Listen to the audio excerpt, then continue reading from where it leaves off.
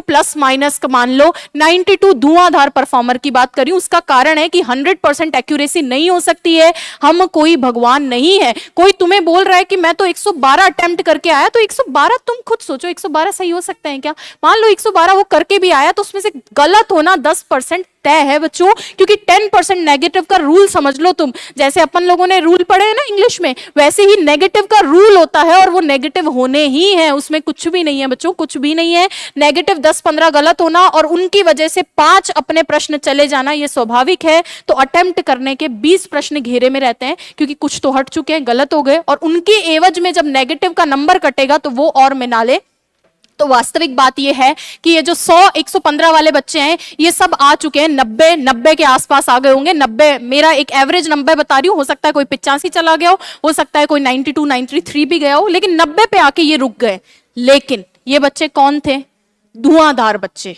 धुआंधार बच्चे रहेंगे क्या 4th ग्रेड में? आप बताओ, एक ऑन एन एवरेज धुआंधार बच्चा 4th ग्रेड में रहेगा क्या?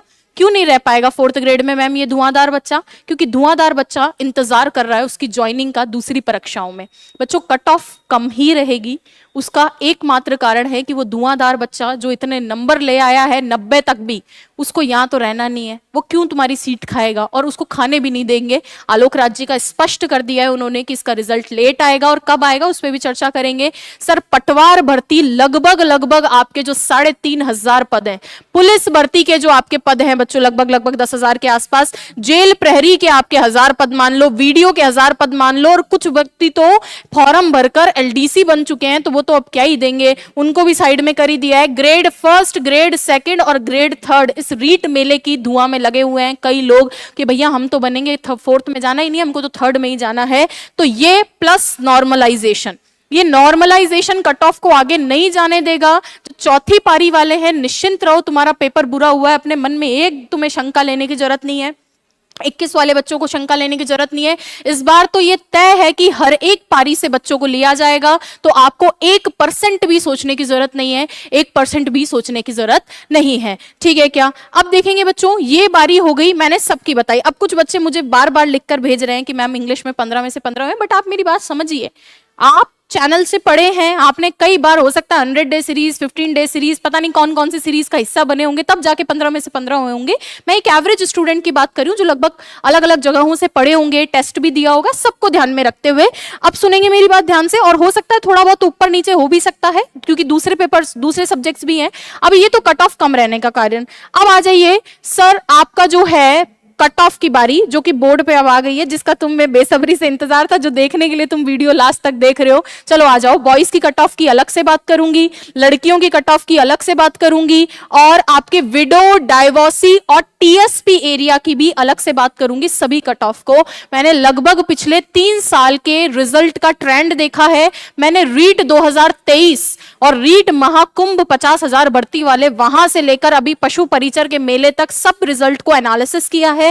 अब देखो बॉयज की कट ऑफ की अगर बात करें तो बच्चों बॉयज की कट ऑफ यहां पर मैंने लिखी है 80 + -2। इससे पहले मैंने एक वीडियो बनाई थी कट ऑफ को लेकर, उसमें मैंने लिखा था 78 प्रश्न। 78 प्रश्न वालों को मैंने बोला था कि 101% आपका हो जाएगा। यहां पे मैंने 80 लिखा है, उसका भी मैं लॉजिक दूंगी। बच्चों ओबीसी कैटेगरी में लगभग 11 लाख फॉर्म है, और अगर मैं जनरल कैटेगरी और ईडब्ल्यूएस की बात करूं, इनमें फॉर्म इतने कम है, इतने कम फॉर्म है जनरल और ईडब्ल्यूएस कैटेगरी के अंदर, तो ओबीसी वाले बच्चे no doubt general category fight करेंगे और वो सीटें वो भी ऑक्यूपाई करेंगे। इसीलिए ये कट ऑफ जनरल के अंदर आपको इतनी देखने को मिलेगी। 80 + -2 मैंने अंक भी लिख दिए हैं, और ये लगभग बहता है आपका लगभग 65%, 70%, 65 से 70% के बीच का मामला रहता है। और 65 से 70% अगर यहां पर जा रही है तो वो कोई बहुत बड़ी बात नहीं होगी, क्योंकि इतनी बड़ी भर्ती हुई थी। सेम ओबीसी कैटेगरी में स्लाइट डिफरेंस है, हो सकता है दोनों की बराबर भी चल जाए, बट मेरा जितना अनुमान था ओबीसी में इस बार स्लाइट कम जा सकती है,